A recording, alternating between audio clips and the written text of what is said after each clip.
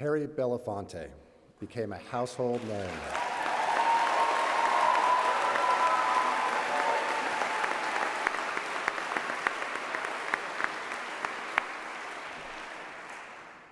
Harry Belafonte became a household name 50 years ago.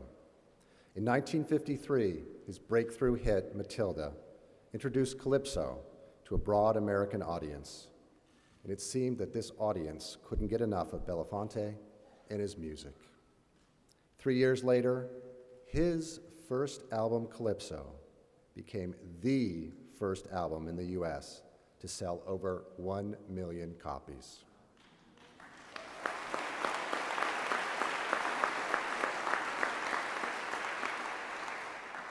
In an interview with NPR on the release of his memoir, Sing My Song, Belafonte indicated that there was more to his music than bright colors, island breezes, and entertainment. He said, "When I sing the Banana Boat song, the song is a work song. It's about men who sweat all day long, and they are underpaid, and they're begging the tallyman to come and give them an honest count. They're singing a work song that's a song of rebellion." Anyone who has followed any part of Belafonte's career for these past 5 decades knows that the sunniness of these songs, for which he is so rightfully famous, belies a serious spirit, one driven to call injustice out by name and to work bit by bit toward eradicating it. Born in Harlem in 1927, Belafonte may have literally rubbed shoulders with many of the greats of the day: Duke Ellington, Langston Hughes, Count Basie, Cab Calloway, Ella Fitzgerald, Billie Holiday. In New York, he also encountered Italians, Jews, and other ethnic groups, and he attributes his understanding of his own relevance to the world and the world's relevance to him to this early melting pot upbringing. Spending many years of his childhood in Jamaica with his white grandmother also gave him, what he recalled in his memoir, an early ease in moving between races and classes, an ease that would help me as an entertainer and later as an activist. This isn't to say that Belafonte was easy as an entertainer in any way. From his earliest interest in folk music, before he ventured into calypso, and his youthful reverence for Paul Robeson, he was drawn to art forms and artists that had the potential to be subversive. And he took his responsibility as an artist seriously. He broke all sorts of barriers, defined convention, and introduced the American public to ideas that were markedly different from what it was accustomed to. He starred alongside Dorothy Dandridge in Otto Preminger's films Bright Road and Carmen Jones, but he refused the role of Porgy in Preminger's Porgy and Bess because he found it demeaning. He refused to perform in the South between 1954 and 1961.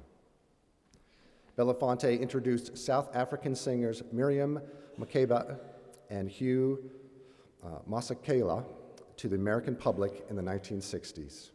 When he guest hosted the Tonight Show for a week in 1968, one of his guests was his longtime friend, Martin Luther King Jr. Indeed, Belafonte's ties to King, his family, and the civil rights movement were deep. He provided financial support to SNCC and for the Mississippi Freedom Rides in 1964. I should also mention that, too, he was a serious student of W.E.B. Du Bois.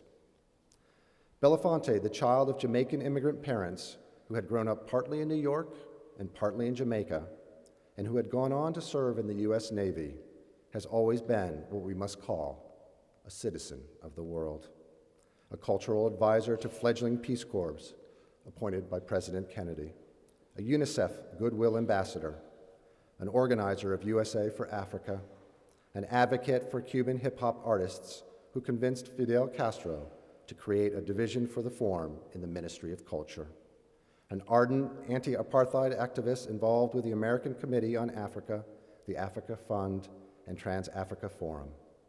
Belafonte has always used his star power to shed light on the plight of the poor, the underserved, and the underrepresented. represented. The scope of his numerous awards suggests his profound belief in the partnership of art and service. To name just a few, his awards include the Kennedy Center Honors, the National Medal of Arts, the Grammy Lifetime Achievement Award, the Chief Justice Earl Warren Civil Liberties Award of the ACLU, and the Bishop John T. Walker Distinguished Humanitarian Service Award by Africare. In an interview with the Hutchins Center's Transition magazine, Belafonte said he saw his music as an attempt to reconnect African Americans to the diasporic heritage while insisting upon their central place in American culture. It is my great honor to present the W.E.B. Du Bois Medal to Mr. Harry Belafonte.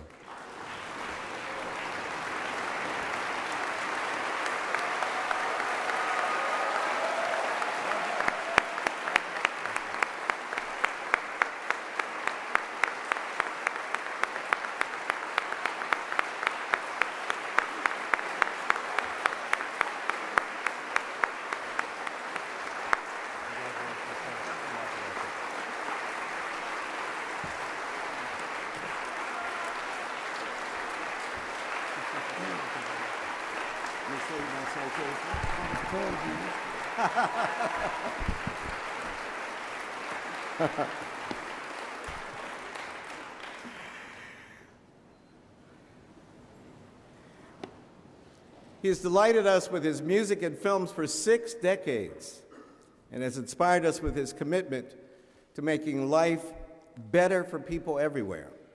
The W.E.B. Du Bois Medal recognizes this son of the African diaspora for teaching us, through art and activism, the meaning of human connection and human compassion. Harry Belafonte.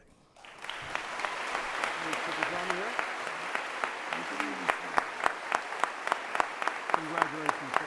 Thank you very much. Thank you for coming. Thank you, sir.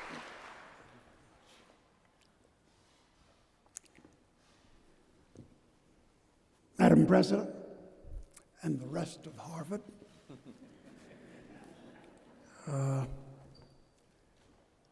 I am indeed honored to be here and to be able to share this remarkable event with my fellow honorees.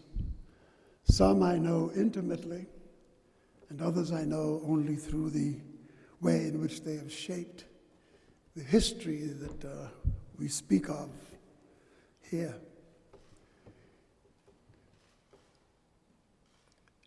At the age of 17, I entered the United States Armed Forces as a volunteer to be part of the struggle against fascism when I joined the Navy for the Second World War.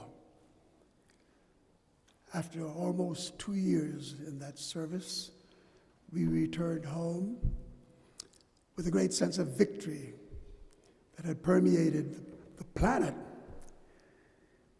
except for that one little space called Black America, where all the benefits and all the things we had struggled for were not generously imparted to the citizens of color, and certainly not to the men and women who served this country so honorably. In the midst of a great dilemma, and not knowing where to go and looking for where to go, it is that fortune should have fell so heavily my way. Having chosen to be in the arts, I met Paul Robeson when I was very young.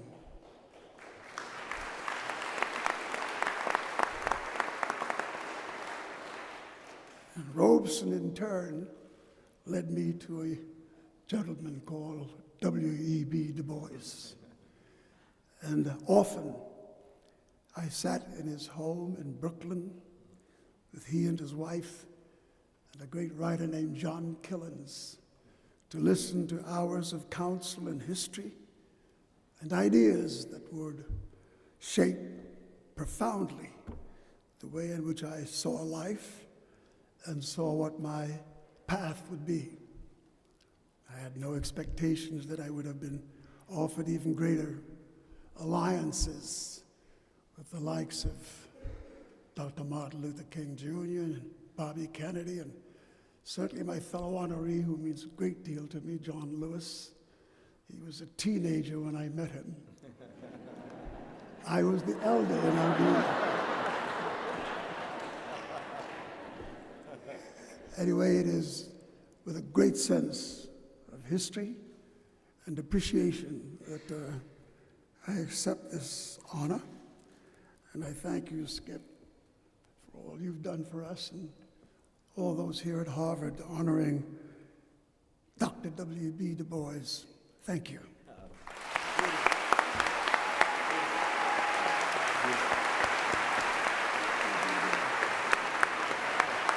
Good job, man.